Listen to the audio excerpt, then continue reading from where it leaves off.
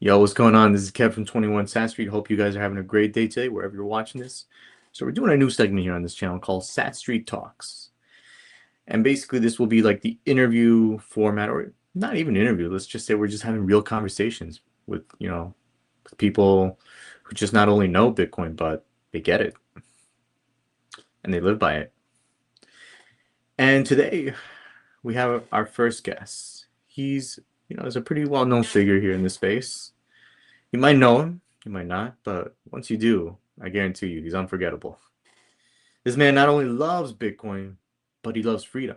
And today we sit down and we talk about both. And also some other things that he has, mentioned throughout his videos and live streams, talking about like, studying Bitcoin and what it means to actually study Bitcoin, especially if you never held a single tap. Or even talking about one of his most famous lines, or his most famous statement, that Bitcoin is political. And we want to uncover a little more about that, especially in the current environment that we're in today. Sat Street, without further ado, I give you Mr. Jerry Loves Freedom.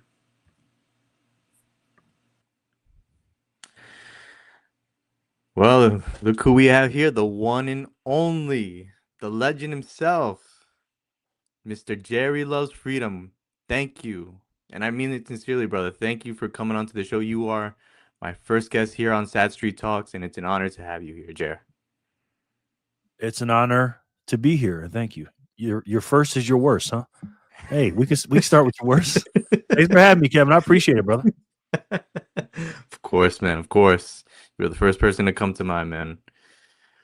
But Jer, for those who, I know you, and there's, some other people know you, but for the rest of the cats that don't know you, man, who are just, watching this for the first time, share a little bit, share a little bit about yourself, man. Like, well, specifically your origin story, man. Like, what was your life going on before Bitcoin? How'd you come to Bitcoin? And when was like that aha moment that you said, like, you know what, Bitcoin's the way to go, man? Yeah. Well, my name is Jerry. My real name is Jerry. And my middle name is not Loves, and my last name is not Freedom. That's my YouTube name.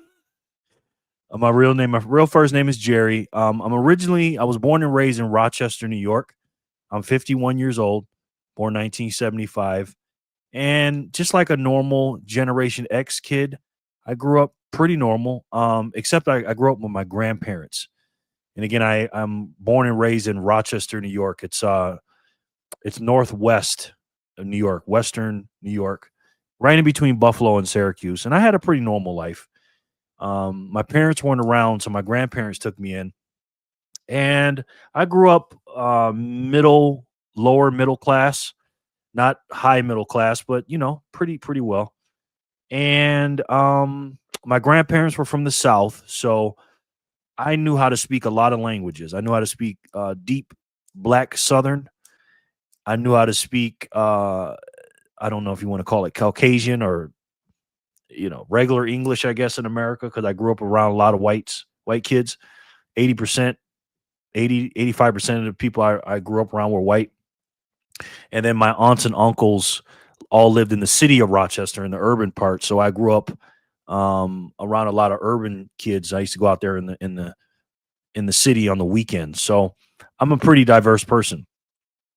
Joined the Navy in 1994. Turned me into a from a 19-year-old man to a 25-year-old boy. Oh well, a little more mature, you know. And I was there for a while, and it was pretty cool. Went around the world a couple times, learned a lot, and stayed in Virginia. Lived in Virginia for about 10 years. And then I came back to Rochester.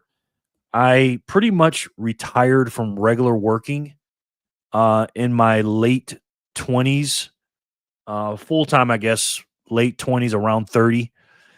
And I was doing a lot of real estate and different investing and just being an entrepreneur and just doing whatever I could to make a living without trading my time for money. Every once in a while, I would slip up and I would have to get a job here and there, but I'm a pretty good saver. And then I went into finance. Went back to college in my 40s. I started going actually in my 30s. I went in 2012, stopped, and went back again.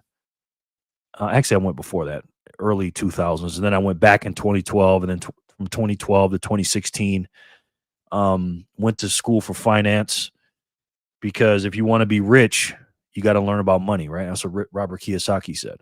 So my background is entrepreneurship, finance, whatever. Then when the scamdemic hit, and yes, I said it. Don't adjust your sets. It was a scam, and it was a pandemic, or it was a demic. So I call it a scamdemic. I um I learned very quick in New York State that people are sheep, man. People are just doing what they're told and everything else, and I'm just like, wow, I got to get out of here. This is crazy. They tell me to stand here and walk there and put your mask on here and don't put your mask on there. You know, you walk into a restaurant, they tell you to put your mask on, and then when you sit down to eat, you can take it off. But then when you had to get up to go to the bathroom, you have to put it on again. And I said, well, whatever, if I go to a buffet or something, I said, well, whatever you have around there, can I just, or at the table, whatever, I don't know, medicine or whatever crazy thing you sprayed in the air at this table, can I just spray it all around the restaurant? Well, what do you mean? There's no stuff we're spraying. I said, exactly, because this is stupid, right? Everybody knew it was stupid, but again, it was an IQ test for me. And I noticed that a lot more people are more stupid than they are smart, or they'll fall for anything they're told to do. So anyway, so I got an opportunity in late 2020 to go to Las Vegas. My best friend, he's like a brother to me. His son is a really good basketball player, and I was actually helping him coach a little bit in 2018, 2019 in Ohio. He got a chance to go to a school called Bishop Gorman, and they asked me, hey, do you want to come to Vegas? I said, yeah. And I always dreamed of Vegas. And as you can see in this picture right here, I had this in my house for years, and I always wanted to go to Vegas. So I got the opportunity. So I took it. So I packed my car up and went to Vegas. And on my YouTube channel, you can see that. Right before that, though, I got into gold and silver in the summer of 2020. Really learned that everything that I knew at 45, I learned this at 45, that it was wrong about money. So I really got into gold and silver. Then I started hearing about cryptocurrencies. You know how the algos go, Kevin. When you start learning about gold or silver or money and you're looking all this stuff up, crypto started popping up. So I got into cryptos in February 2021. I got like 3 or 4 of them. And then in April 2021, 2 months later, I figured out there's only one way to go with quote unquote cryptocurrency, and that was Bitcoin.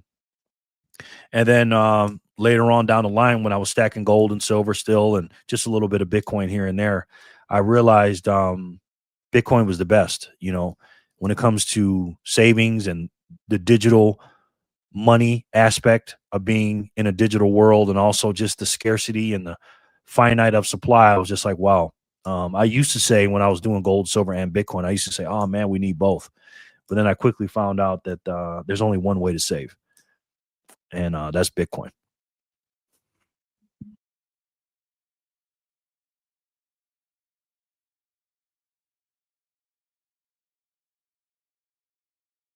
You're on mute, Kev. You're on mute, brother. Yeah, so no, great story, Jer, and I mean, I know your story, personally and stuff, but we're sharing this with the people, man. But I have to ask you, man, about your channel. Like, what's the origin, or what's the story behind, the Wheel of Satoshi? Like, where did that come from? And when you started talking about Bitcoin content on your channel, like, were you just talking about it without the wheel, and it's like something that people weren't engaged or something like that, compared to like once you brought it on? So yeah, yeah, walk me through that. Sure. Well, a lot of people were mad at me because I used to have like 4 or 5 different names on my channel. This is the final boss name, Jerry Loves Freedom, but I used to be Jerry Loves Gold and Silver, then Jerry Loves Gold, Silver, and Platinum, and then Jerry Loves Gold, Silver. I think I said Gold, Silver, Platinum, Bitcoin.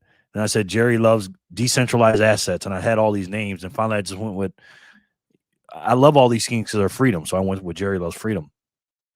And so when I started leaving the aspect of my channel of stacking gold and silver, because again, I live in Las Vegas, and I was making videos about going to the coin shops all the time, and they were pretty fun. I was driving around and delivering food and doing all these things. And I was going to the coin shops and stuff. But once I started getting into Bitcoin, I said, okay, well, I just talk about Bitcoin. I had to do a revamp of my channel. A lot of people left. And I got my channel almost taken down so many times because I was saying things that the let's just say the algos didn't like too much. And I'm not too algo friendly, if you will. And so when I got into Bitcoin, I started making Bitcoin videos, and then I got into I started a series called Satoshi Saturday. I started that in February of 2024, and I realized that Bitcoin is kind of like just a marketing name, and I got into that. We can talk about that later if you ask me that. And so then when I decided to do live streams, I was watching Bitcoiners do live streams. I was like, wow, and then I did a quick little show with Jor from 88 Sats Radio and another guy. We were doing live streams, and I bought a microphone, I bought a camera, and I was sitting down. I'm not much of a sit down guy. Most of my videos were me walking around or doing other stuff. And I said, well, if I'm going to do a live stream by myself, I got to differentiate myself, right? I got to do something that's fun, because at the end of the day, I want to educate people, right? And people don't like to do learning channels, if you will. They don't want to learn nothing. So I said, well, I have to educate them through entertainment. So I decided, well, I'm in Vegas. People love to win and they love to gamble. So I was like, well, what can I do? And I thought about what I can do, maybe raffles or blah, blah, blah. I said, you know what? People love hearing their name called because they're here. That's why I read all my chats. And plus, people want to win things. I said, well, if you're here for Bitcoin content, I'm sure you want some Satoshis. So I decided to do like a Wheel of Fortune type of situation where I put people's names on the wheel, and I used to give out 100 sats per win. So I'd get, 5 people on the wheel, 10 people, 4, however many people showed up. And the only, back then, the only qualifier was that you had to be here. You had to be a subscriber. You had to hit the like button. I know if you didn't. And you got to be a, participant, right? So I was doing that, and that worked out pretty well. I spin the wheel when a block comes out. When my block is mined on the base layer of Bitcoin, you look it up on mempool.space, and every time a block was mined, I'd give away Satoshi. I give away 100 Satoshis. Now I've changed it. Now you got to be a member, and I've grown it out a little bit. But I just wanted to be different, and so far it worked. And I believe I'm the only one that does it. I'm not sure, but that's why I did it. I want to make a impact on giving while I'm getting. People are helping me. I wanted to help them, and I just wanted to be different and make sure people win some Satoshis. Honestly, man, you should definitely trademark that. That's for sure. Because I think you're the only one doing it right now, if I'm not mistaken. And honestly, like, I love the community, man. Like, the chats, the live stream, man. We be going crazy in there, that's for sure. And I think, what I can add to that is, like, community in general is important, especially, as a Bitcoiner, like, because when I got into Bitcoin back in 2017, like, it's just, just videos and all that kind of stuff, but it's really hard to find like-minded people. Like, it's like we're a minority in that space. And, when you come across like-minded people and all that, like, it kind of just like points you in a direction saying, like, yeah, you're heading in the right direction, so to speak. Yes, for sure. Also, shout out to Jor from 88 Sats Radio, man. He's the man. Mr. Rick Grimes. Well, Jerry, I wanted to touch on something. I know you have a lot of statements and phrases that are, that you mention here and there and stuff. And one of them is to study Bitcoin. So I mean, I think, I already know that, know that, but again, for everybody else who doesn't know that, like, for someone who's never held a single sat, like, where would you tell them to start? And, like, also, what is, like, the biggest misconception when you run into people that are Bitcoin curious, but they haven't even taken that leap yet to get that sat? Yeah, that's a good question. First, you got to figure out who you're talking to and what their education is. So you have to meet them where they're at, right? You can't. There's not a really, That's why I don't really believe in the school system because everybody learns different, right? Everybody is different. And so some people are visual learners, some people are they like to read, they like to audio, they like to do whatever. But you got to figure out where people are at. So what I normally do to test that is I start talking about what's going on in the world and, just basic news and stuff. y- Just, just to see what they know and where they stand or whatever. And then I'll say something like, "Yeah, man, freaking grocery prices are high as hell, right?" And of course, everybody will say, "Yeah." So that's the base layer. Okay, they know that prices are high. Then I'm like, "Yeah, inflation is crazy, you know." And then I won't say, "Hey, do you know what inflation is?" But I'll say something about, and again, depending on where they're at, I'll just ask them, you know, "What do you think causes that? What do you think causes, the prices to go up like that?" And I just sit and listen and hear what they say. And depending on the answer that they give me, that's how I go back to them, you know. And I said, "Yeah, I get it. It's just crazy. Whatever they say, oh, supply and demand or whatever." I said, "Yeah, I work hard, you work hard, and it's hard to save money, because there's not a lot of difference between what you're making and what you're spending. So I try to work a little bit harder so I can make a little more, so I can put the money away and I also spend a little less. And then I just put it into something that I think keeps up with inflation. The price is going up. You can do it with stocks and bonds, and I used to do it with gold, but now I do it with Bitcoin because Bitcoin, not the cryptos, but Bitcoin, because it's just a hard money. You ever heard about Bitcoin? And then they'll say, "Oh yeah, I heard it's a crypto or whatever." I say, "Yeah, it is a form of crypto," but and then I'll just get into them like that. So I try to see where they're at in the where they at, knowing about the economy, and then I'll talk to them about quote unquote inflation. Then I may mention the money printer. Depends on where they're at in their education. And then I'll tell them, "Hey, if you really want to save your money and stuff like that, work harder, of course, and spend less, but put the rest into something that can't be debased or inflated or whatever, or not they can't be inflated or can't be bothered by inflation." Right, because a lot of things, a lot of stocks and bonds are just going up because of they're keeping up with the quote unquote money printer and the money supply. Get into something that holds your value, like gold or silver. It's, hard assets like houses, gold, silver, Bitcoin.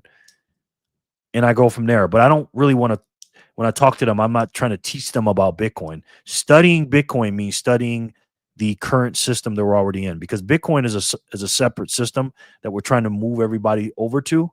But in order to move everybody over to the solution, they have to understand the problem. And the problem right now is the money printer, the overspending, and the current system we're in.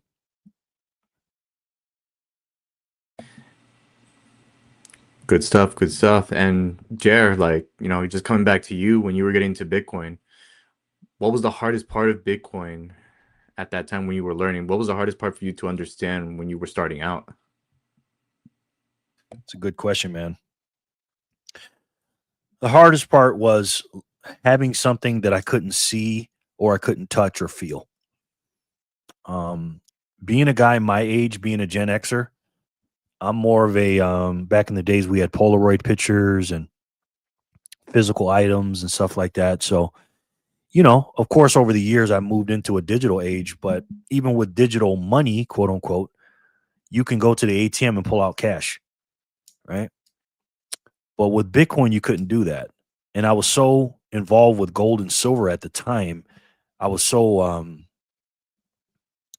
I'm a silver addict to this day. I just love touching it and playing with it and just, you know, the collector inside of me likes it, right? But that gets taken away with Bitcoin. So the hardest part for me was like, man, I'm putting my money into something that doesn't exist in the physical form.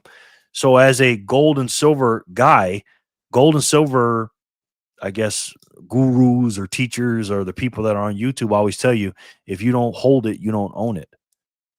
And they would call cryptocurrencies like fairy dust and stuff like that. So the hardest part for me to get over for a long time, and it took me a while until I learned about it, was the physical aspect of not being able to touch it and to save into something that's not really there, not knowing that that is actually a strength and not a weakness. So for me, in the beginning, that was my biggest hurdle. Saving in the Bitcoin was something that just didn't exist physically. Yeah, I want to move on into this next topic here, and this is something that you mentioned a lot here. So you're known for saying Bitcoin is political. So walk me through that, what that means, and and just like just giving like a pulse of like the current environment of where Bitcoin is, with politics, the White House, and everything that's just going on right now as we speak in this country. Yeah, well, Bitcoin is political has two meanings, I guess. There's a political system within Bitcoin itself, as we've seen with the BIP 110 stuff and the miners and the node runners and the hodlers and whoever. There's just a whole ecosystem, a whole political system within inside of Bitcoin. But specifically, what you're talking about, political in the sense of U.S. politics in particular. I mean, even though Bitcoin is a worldwide asset, it's not just the U.S. I'm coming from a United States citizen, and I believe America. And again, I'm biased, but I believe America is the greatest nation that's ever existed because I understand the history of this country. I was kind of a history fanatic when I was a kid, and I really, really, really love history. And with the current state of where we're at on this, because everything's history, right? Yesterday was history, 2 weeks ago was history. Where we're at right now on the timeline is a very, very strange place we're at. We're going to look back at this time, 2015, 2016, when it really started with President Trump coming in and just shaking up everything. President Trump is going to be a guy that we're going to look back at and just not going to be able to believe what kind of man and president he was. He's not going to be appreciated till he's gone. Not gone out of the office. I'm talking about dead and gone. The things that he's setting up, because he's setting up things that we won't see come to fruition for decades. He's thinking long, long term. But when it comes to Bitcoin, again, our system is broken and we need to fix it, right? We're in $40 trillion of debt. We're printing money. We spend too much. There's no leash on it. There's no incentive not to spend. It's all incentive to print and spend and borrow and all these things. So the current system is just obviously corrupted and messed up, and the incentive program is just terrible. But if we had a system in Bitcoin as the base layer of money, that would just completely change the incentive program. People would actually be held accountable. People would actually have to look and go by and abide by a budget. They don't do that right now. They can always go over budget and everything else. But the reason I say Bitcoin is political, it's simple. And I don't want to get into the red blue stuff. But you have to a little bit because again, the Democrat and Republican Party of today is completely different, right? The Democrat Party is in a civil war right now with the far left and the establishment left. And then you have the MAGA Trump wing of the party. There's four wings in four sections of a Republican Party, in my personal opinion, the way I see it. It's the MAGA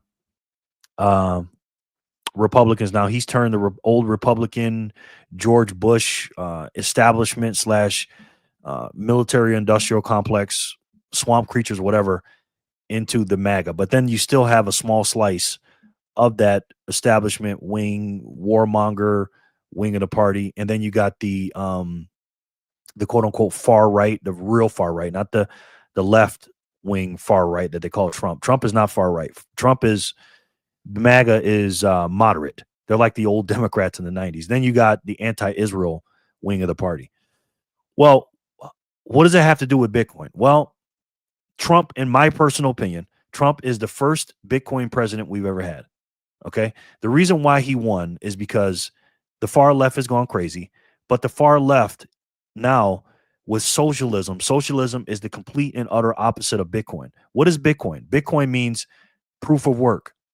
Bitcoin means you are responsibility. You take accountability and personal responsibility. Socialists don't want that. They just want free stuff and they want to take from others. Bitcoin is the complete opposite. Bitcoin is you go to work and you earn, and it's proof of work. So I believe a crypto, because Bitcoin is under the umbrella of crypto, a crypto-friendly politician is much better for Bitcoin in the long term than a anti-crypto. Bitcoin is freedom money. That's what it is. Communism, socialism, Marxism, aka the Democrat Party, is against freedom. They're slavery. And so I believe Bitcoin is political because we need a crypto-friendly political party that will look for freedom and spend less money and be fiscally responsible. Now, again, are the Republican Party fiscally responsible? No, because the incentive program is not there. And are all Republicans for cryptos? No. But we have to take the far left party and bring them back towards the middle, destroy that party, bring them back to the middle, and then hold our quote unquote party, the America First movement, aka 70-80% of MAGA is America First, I believe, and then bring them back into, hey, we're freedom. America is, built on the foundations of the Constitution, Declaration of Independence, the founding fathers, the way they built it. And I believe if Thomas Jefferson was here today, I believe he'd be a Bitcoiner. I believe he'd be completely against what these people are doing. That's why I say Trump is our first Bitcoin president.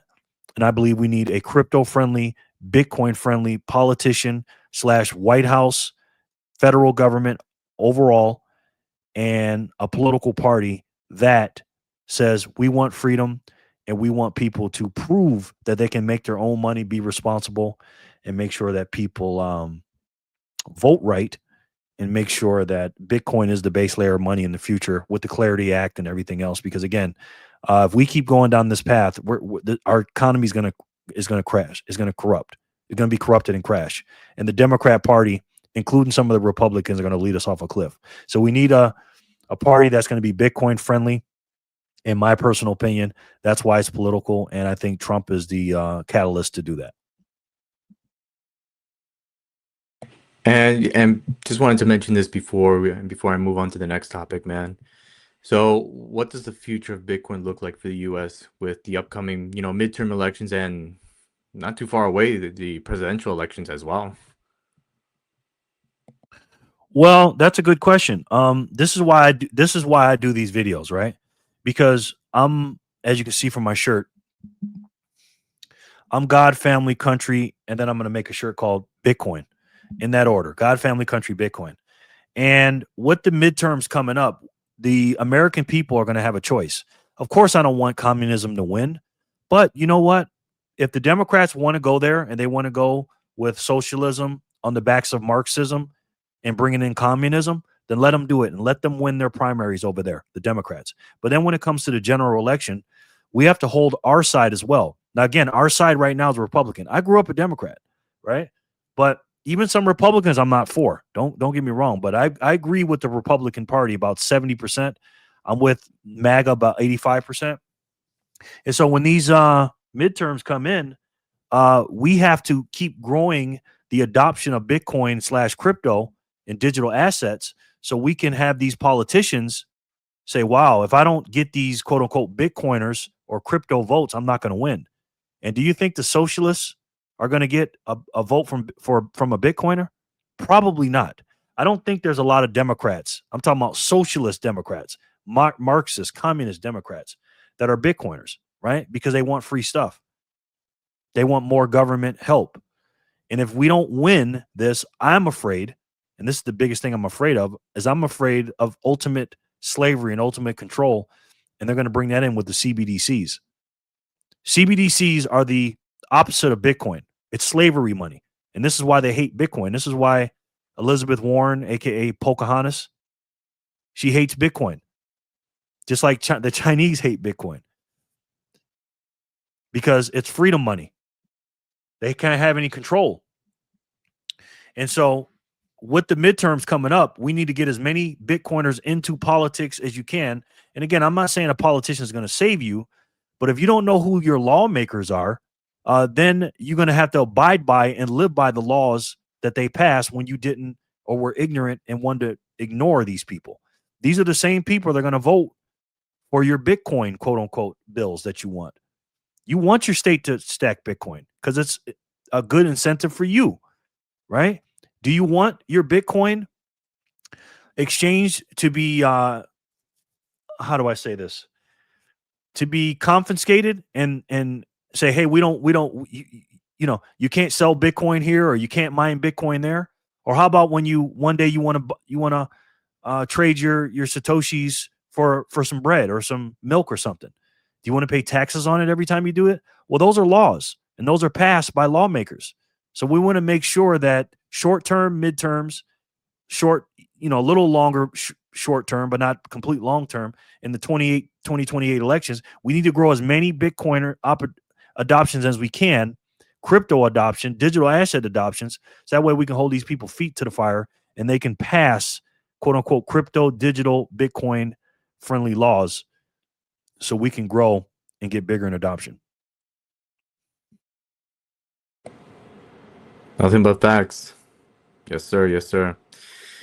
So yeah, I actually want to move away from the politics of now. I want to come back to like what we were talking about before with the personal stuff. Like for somebody that's just getting into Bitcoin, man. Like some people will say like I've even heard this myself saying, oh, I can't afford a whole Bitcoin when they tell you like to buy Bitcoin, man. Like how do you what would you be your response to that? Yeah, that's a great question. When people first get into cryptos, what do they see? They see the prices and they go, "Oh man, Ethereum's only I don't even know $2,000 or whatever it is. This shit coin is this much." And well, these cryptocurrencies are a lot cheaper than Bitcoin, and they say, "Oh man, Bitcoin's $80,000 bucks. How am I going to afford that?" It's called that unit bias. So they think, "Oh, if I buy more Ethereum, then I can get more and make more money." And again, it takes a long time to understand that Bitcoin is the hardest money in the world, right? The reason why money is money because it's energy, and energy cannot be created or destroyed. That is the laws of thermodynamics. Well, the reason why gold worked for so long is because it's hard to make and it's hard to get. That's what money's supposed to be. Well, fiat dollars are not hard to make or hard to get. They're easier as the years go on to get. You know how hard it was for a kid when I was 5 years old in 1980 to get $100 bill? That was hard back then. It's a lot easier now. Now it's a lot easier to get, but it's a lot easier to spend as well because I always call $100 bills the new 20s, right? They go like that.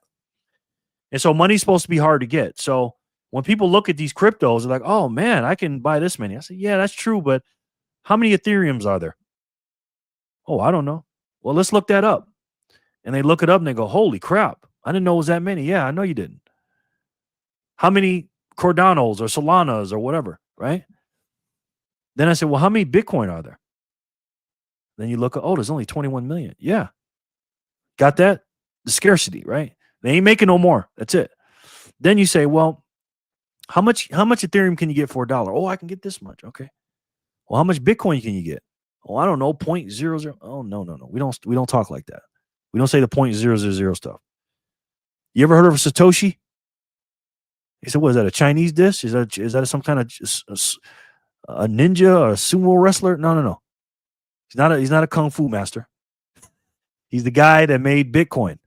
And they have little small units of Satoshis that go into a Bitcoin. There is no such thing as Bitcoin. There's 100 million units in Bitcoin that are called Satoshis. You ever heard of a penny? They say, yeah, it's like a penny on a dollar, except even more fractional. So you can get many of these units. And they say, wow, really? I said, yeah. I said, well, where can I learn this? I said, just go to my channel and type in Satoshi Saturday, and I'll teach you right there. So when people say that to me, I say, well, Satoshis are hard unit, they're small unit, they're most divisible, best money ever. And that's how I go about that. One of the phrases that you say from time to time is Satoshi millionaire or hitting a million Satoshis, man. Like, why do you think that number matters for newcomers? Why is it so significant? At least since you mentioned it.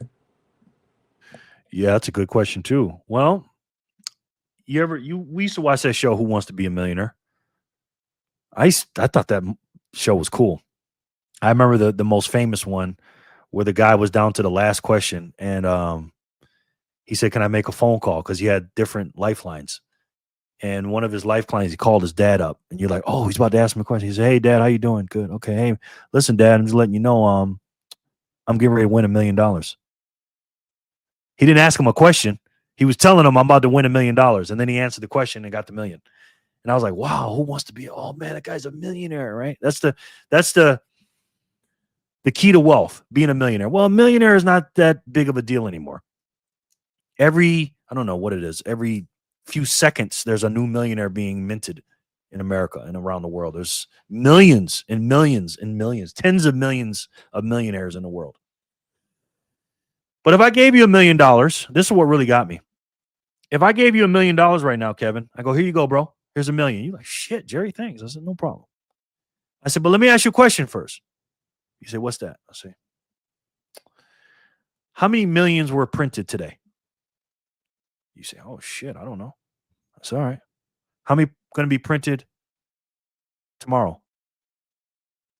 "I don't know." "Okay." "Yesterday?" "You don't know?" "Okay." All right. So we don't know. We don't know how many printed today, yesterday, or tomorrow. We don't know. Then I ask, "Okay, well, since you don't know that, that's fine. Here's your million. Now let me ask you a question. What percentage of the money supply do you own out of all the dollars in the world? US dollars. Let's just count US dollars, not all the other fiat currencies.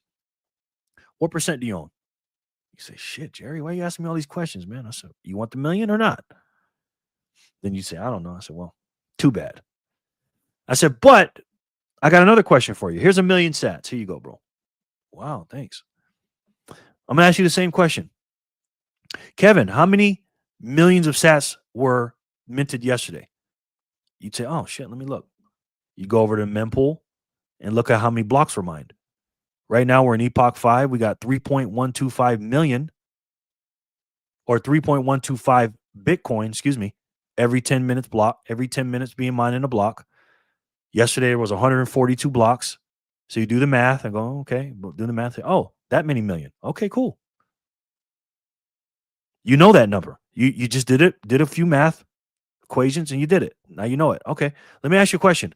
What percentage of the money supply do you own? You say, okay, you go to another website and look to see how much Bitcoin has been mined total. And then you take your million and you do the dividing and look, say, I own 0.0001%. That's the difference.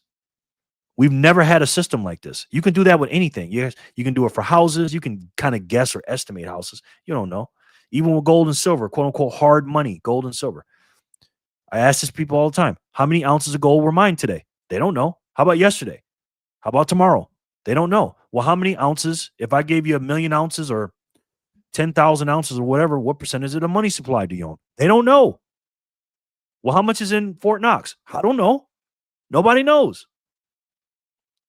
So when people say, I want to be a millionaire, I want to get $1 million, it's like, yeah, because that's fiat thinking, right? You want to get as many units of the hardest money that you can.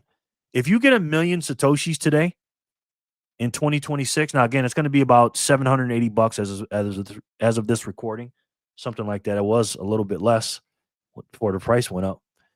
You're gonna own a finite piece of the pie that only makes your percentage of that pie go up every day because people are losing coins, people are buying more and not moving them, people are dying and losing their keys. It's a hard money. It's a finite amount of money. You are more rare having 1 million Satoshis than you are having $1 million. What, Jerry? What are you talking about? Yes. Look it up. How many Satoshi millionaires are? It depends on how you look at it. Depends on what you look up and stuff like that. I'm biased. I like to use the one that makes it seem like million sats are less than $1 million. But either way, if that's not the case now, let's say there's 200, there's 200 something million Satoshi millionaires or whatever it is. That's the highest I've seen. It's still a lot, but it's going to be harder and harder every 4 years to get 1 million sats because the supply gets cut in half. The supply goes down and the demand's going to go up. But on the other side of the ledger with the fiat currency, it's going to be easier to get $1 million because they keep printing more. But what's happening on both sides? Well, one side with the fiat currency, that $1 million purchasing power is going down. And on the other side of the ledger, the million sats purchasing power is going up. So that's why I tell people, forget the million cuck bucks. Get yourself 1 million Satoshis and be a real millionaire by getting them sats. Yes, sir. And Jer, these days, what is your, what does your, your stacking strategy is like these days, and what do you recommend for people, to DCA and to stack sats and all that? Well, people think I buy too much. I use the Strike app and I buy every hour on the hour. And I do things to create value on my channel to get donations. I give Satoshis away every day, but I also get Satoshis for creating value. So my best way, I believe, is increasing my value in the marketplace and spending less and increasing my that spread between what I make and what I spend, and then putting all that into Bitcoin. And I do it a few ways. Like I said, I buy every hour on the hour. I smash buy today's the 21st when we're recording this. I did a smash buy on the 21st. Some days if the price goes down, I keep some cash on the side. I'll smash buy again. There's more than one way to skin a cat. But the main thing is you have to earn as much as you can. Earn the quote unquote value, if you will, because that's what Bitcoin is value. It's energy, it's money. As much as you can in the marketplace.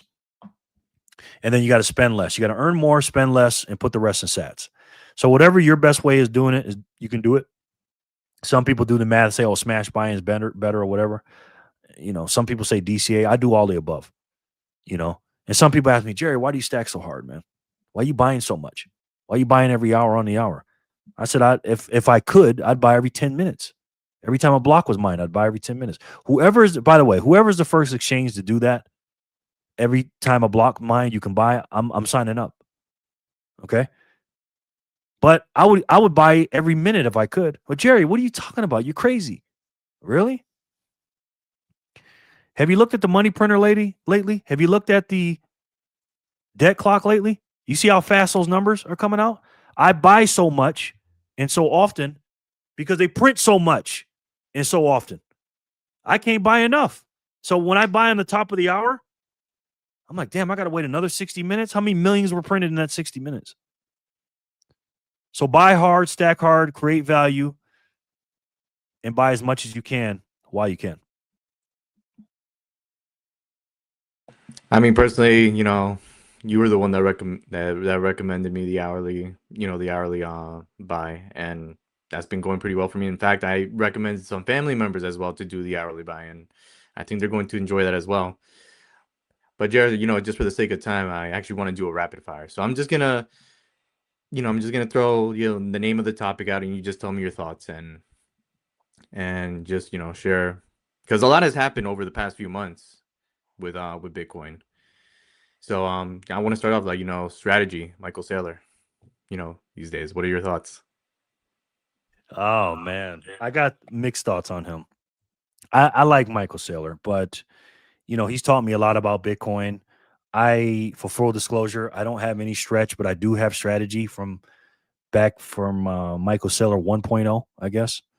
I don't like some of the things he's saying, but I still think he's a net positive for Bitcoin. I do. I know a lot of people don't like it, but overall, as much Bitcoin as he has, I wish he'd have a proof of reserves and show us what he had. I'm not one of those people that are mad at him that he sold some. I guess, going from 800 and whatever it was, 70 something thousand to 840,000 or whatever it is now. I don't know. He sold a couple grand, a couple thousand or whatever, is a big deal to some people. It's only a small percentage. He's got almost triple as much, more than double, maybe 2.5 times as much as allegedly the United States of America has. So overall, I like Michael Saylor. I'm not smart enough to know exactly why he's doing some of the stuff that he's doing with all these products and stuff. But he's stacking harder than me. So what can I say about a guy that has way more Bitcoin than me? But I think he's overall plus for Bitcoin. All right, bit 110. I ran BIP 110. I understood why they did it.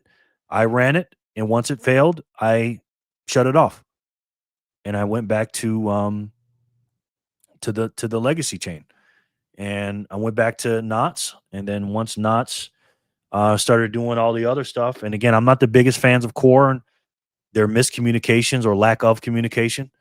Um, I'm an advocate of trying to fix what we don't like in Bitcoin from within. I'm not for a hard fork.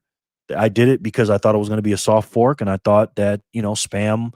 I'm not saying I fell for it, but nobody wants a bunch of spam and all that. But again, BIP 110 didn't really stop spam, and I think a lot of those guys got caught up in their own echo chambers.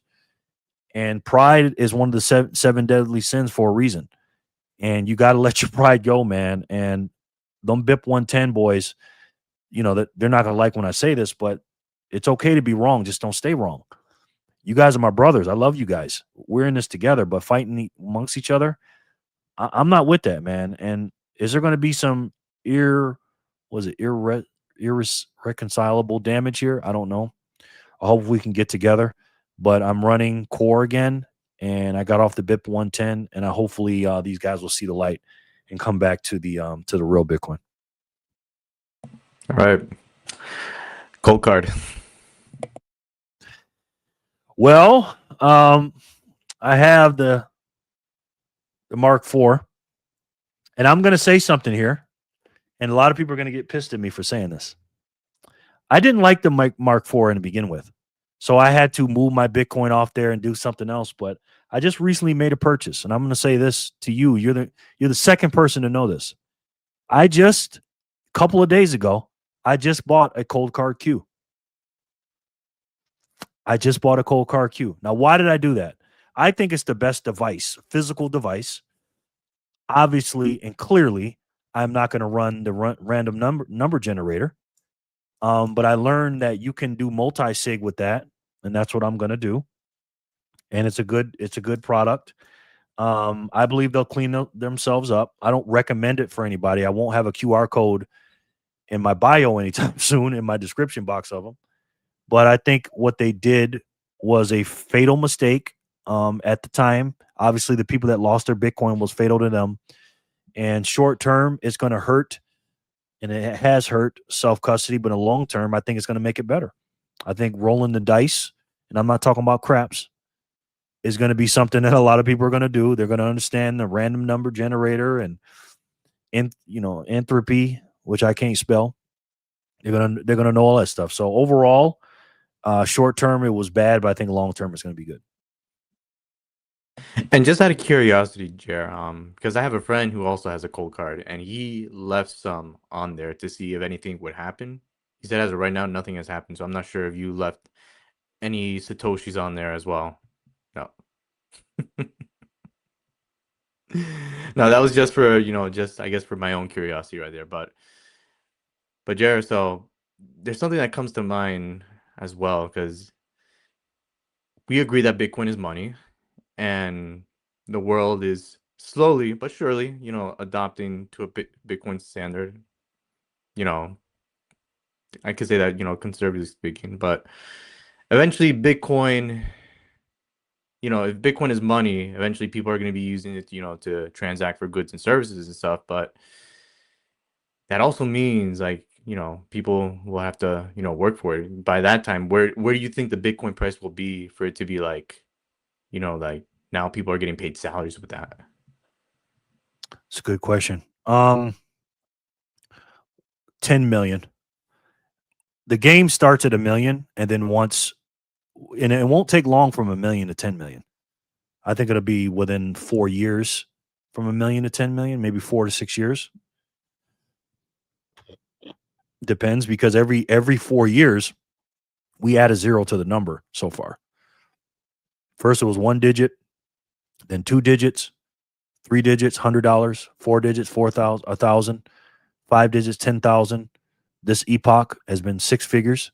Next epoch will be $1 million, and then the next within that 4-year epoch 7, epoch 7 will be 10 plus million. So I think it'll be 10 plus million, And I don't think a lot of people will be measuring it in dollars as much. We'll be measuring it in products and services as well. So I think more and more people, once they realize that the system is broken and they get past the, oh my God, this Bitcoin thing is too much, and they understand what it is, what the problem is, and what the uh, solution that Bitcoin solves that problem, then more and more people are going to want it. Most people are not going to get rich off Bitcoin. 90 something percent of people aren't going to be rich. But what they will be able to do is be able to work for and save in a hard money. And that's what it's all about. Most people didn't get rich off the internet or Microsoft or whatever, all these Amazon, all these products, but they can use them now. And I think Bitcoin is a tool, and Bitcoin is going to be money in the future at 10 million plus. And I think it's going to be the best money in the world that's ever going to exist. Well, you kind of answered my next question. I was going to ask, where do you see Bitcoin in 5 to 10 years? But I mean, if you're saying it's going to 10 million, where people are going to earn a living off of that, I mean, kind of answers. But I'll just ask for the sake of asking. Yeah. And let's be clear here. We all know this, but $10 million in whatever year that is, it's not going to be $10 million like it is today. It's going to be a lot less. Like, again, $1 million in 1988 got you a lot of things. It doesn't get you that much in 2026. In Vegas, I believe the medium house is like 400 and something $1,000 or something like that. So to get you a house and a few other things, again, I'm not saying it doesn't buy you anything, but $1 million, and by that time, a lot of houses are going to be over $1 million. Regular, bread and butter houses. So yeah, I think the price is going to be much, much higher. And once people realize that their wage gap is getting bigger and bigger, meaning what their wages are not keeping up with quote unquote inflation or quote unquote what they're spending, they're going to have to look for something. And that something they're going to find is Bitcoin. What's something people should be paying attention right now that they're not? As far as just I guess in this context, like with Bitcoin in general. What should they be paying attention to? They shouldn't be paying attention to the price. They should be paying attention to the units. Like, how many units am I going to get for my dollar? Pay attention to that. Pay attention to the base layer of Bitcoin. Look at the mempool. Look at the blocks coming out. Look at the hash rate. Look at the fundamentals of Bitcoin, and then look at how many energy units it's going to take you to get a certain amount of Satoshis. Look at that stuff. You can look at the macros and the yields on the bonds, the buybacks on those, like Scott Bessent talked about, and also pay attention to politics. There's a lot of things you can do with Bitcoin, but at the end of the day, what you need to pay attention to, honestly, is yourself, right? You got to improve on yourself, spiritually, physically, mentally. Be the best version of yourself as you can, and make sure that you're out here solving as many problems as you can in your capacity. So if you're a plumber, right, and if you work for a company, you can only do a certain amount of jobs, if you will. They're just going to send you on this job and that job, but make sure you do it at the best of your ability, and maybe get a side hustle, and maybe start a side hustle and fixing a toilet or a sink or two on the side on the weekends or something. But make sure you get better, pay attention to yourself, and create more value in the marketplace. All right, so twofold question here. First, what's advice for somebody who's already holding, and for someone who doesn't hold at all, but yeah. Somebody that's holding, make sure you're holding it right. Make sure you're holding it to the capacity of what you understand.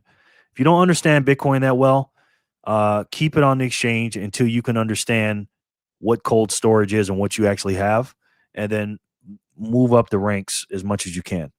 If you're a person that doesn't have Bitcoin, get some and put it on a hot wallet.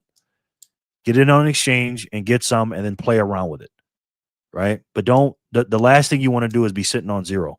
So if you're a person that owns it, get up to the level you need to be to get up to the level of security you need to be, whether it's level 1, 2, 3, 4, 5, however you want to label that. Don't just get in on the first day and go get into a multi-sig. That's not going to work. And if you're a person that doesn't have any at all, Again, only get enough up to your knowledge that you can buy. Keep it in a low security area that you completely understand, which is an exchange. Put some on a wallet. But the main thing is, if you don't have any, don't buy Bitcoin with money you need in the next 20 years. Some people say 4 years. I say 20 years. 5 cycles. This is long-term money. Think 20 years out. Don't spend your bill money. Don't sell anything to buy it unless it's something that you don't want. Just use money that you don't need right now, and make sure you get off the worst allocation, and that's zero. Get off zero. Any mistakes that you made early in your Bitcoin journey that you want people to avoid? You should have started the show off like that, because I would have been on an hour doing that. Too many mistakes, man. Making too many quick moves, not moving slow. Move slow with Bitcoin, right? Understand what you got. Study Bitcoin. The main mistake I believe most people make is thinking that Bitcoin acts on its own. It doesn't act on its own. This is a market that we're in, right? And the market says to buy or not, or whether people are buying. The price is dictated on what? How much energy or money people are putting into it. When I see the price at 70-something thousand, that's only one indicator to me. People don't understand what this is. So the main mistake is don't underestimate Bitcoin. Learn as much as you can first, and then stack accordingly to up to your knowledge. And don't underestimate Bitcoin. That's the main mistake. All right, Jerry, I think we're wrapping up here. So, last two things right here. So, first off, where can people find you if they want to get in touch with you? All you got to do is go on YouTube and type in Jerry Loves Freedom. You can go on Nostr, type in Jerry Loves Freedom. You can go on X, type in Jerry Loves Freedom. I'm also I'm the host of the BTC Mastermind Show. There's 7 of us on there. It's me, Robin Sierra, Lou Valentino, Jor from 88 Sats Radio, Forrest Hoddle, Rajat Soni, and Lou Valentino, LV Nation. We do that every day. And I have a show on YouTube where I talk about Bitcoin every single morning. It's called BNN, Bitcoin Numbers and News, on my Jerry Loves Freedom channel. And I also talk about politics and everything. So just type in Jerry Loves Freedom and you'll find me anywhere. Anything else you want to leave the Sat Street audience with? Get as many sats as you can, guys, while you can. I think it was Brian Tracy that said this. No, it was, I think Earl Nightingale said, do something today that your future self will thank you for. And there's 2 types of pains in the world, guys. There's regret and there's self-discipline. And they say self-discipline weighs ounces, regret weighs tons. It's going to weigh a ton on you if you don't stack hard today. If you're not doing something today that your future self will thank you for, you're going to be very, very, very, very sad. Very, very sad if you don't get as much Satoshis as you can while you can. But you have to study first and understand what you have. But if you go the opposite way and you study your ass off and you study hard and understand the market, understand what money is, the problem, and focus on the solution, you will be very, very, very happy you did. And do it as quickly as you can while you can. Because again, the future is on its way. And do something today that your future self will thank you for. Wonderful. Wonderful. Jerry, my man, brother, thank you for being on the show.